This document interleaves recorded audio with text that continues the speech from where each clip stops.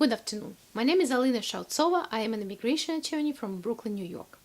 In today's Legally Speaking seminar, I would like to tell you what to do if you were served with notice to appear.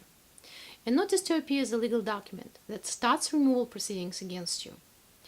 A notice to appear, to be legally valid and to initiate proceedings against you, has to be filed with an immigration court. Sometimes you receive a notice to appear. Let's say you were detained and now you're released. You receive a notice to appear that states at the bottom, instead of time and place of the proceedings, it states TBD, to be determined. It means that the government has plans of filing the notice to appear, but the date and time has not been determined yet. How one gets a notice to appear? Well, by two ways really. One way is when a government official gives this notice to you in person, and another way when you receive it by mail. There may be different situations why you would receive a notice by mail. Maybe you filed, let's say, I-751 application that was denied, and under the law the government has to put you in removal proceedings, and that's how you receive this NTA, notice to appear, NTA by mail.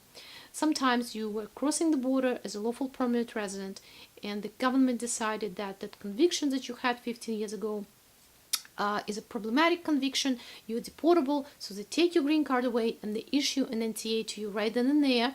But because they haven't filed the notice with the immigration court, they do not have the date and time.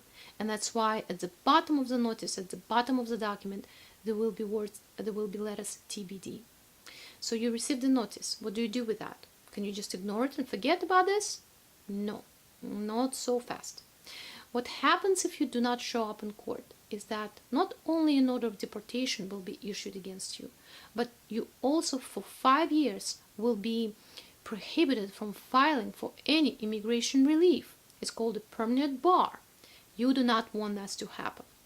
So what happens is that first you read the notice. You are trying to understand the reason why the government would like to remove you. What is the specific reason? The government has to list those reasons. Sometimes a notice to appear is a 2-page document, sometimes it's a 3-page document. So the government will list all the reasons as to why specifically they believe you do not belong here anymore from immigration point of view. This is very important that you look at those reasons, because sometimes they're actually better than you think. Sometimes if the government served you with a notice based on your criminal conviction, they say, well, your conviction is really bad, it's a firearm possession, but they do not say that it's an aggravated felony, which is good for you. Sometimes the government say, you just crossed the border and you don't have immigrant visa, or you don't have any kind of visa to stay here, and that's why we want to remove you from the United States. So it's also not bad, okay? Sometimes notice to appear state that you are an aggravated felon, that you are suspected of alien smuggling, and this is bad. All right. So what contains in that notice, apart from it's already not good that you were served with it, is what's in it may determine whether or not you will be able to qualify for any form of relief, and whether or not you need to first challenge those allegations in the notice first and try to get rid of them if they're bad for you. Okay?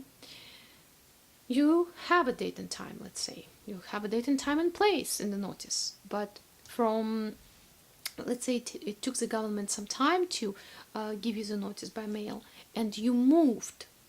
And now the notice say that you need to appear in Texas where you used to be, but you actually live in New York. What do? In this situation, you have to file a motion to transfer venue, because under the law, you have a right to be heard by an immigration judge where you reside, in the jurisdiction that has power over you, and it's a place where you reside. Okay, so if you're just visiting, let's say Florida, but you really live in Texas, you cannot move the proceedings to Florida. But if you moved from Texas to Florida, you can ask the case to be moved as well. This is very important. Finally, as I said before, you have to appear. It's perfect if you found and you are able to hire an attorney. But if you didn't and you're still looking, you can ask, and you should ask the judge to give you time to find an attorney, because it's very important that you have a very good representation in that courtroom where everybody exchanging legal terms, where half of the time you're not aware of what's happening because you're under pressure, you're under stress, there is a lawyer sitting at the desk next to you and you are not an attorney, and the judge is an attorney, and they will ask you questions like, are you ready to plead? And you do not understand what's happening. So I hope this little video was helpful, and I will post more videos about what's actually happening in immigration courtroom, so you will educate yourself a little bit if you do have to appear by yourself, at least the first time, and maybe you will be less scared and stressed out. For more information, please visit our website www.shautsova.com. Thank you.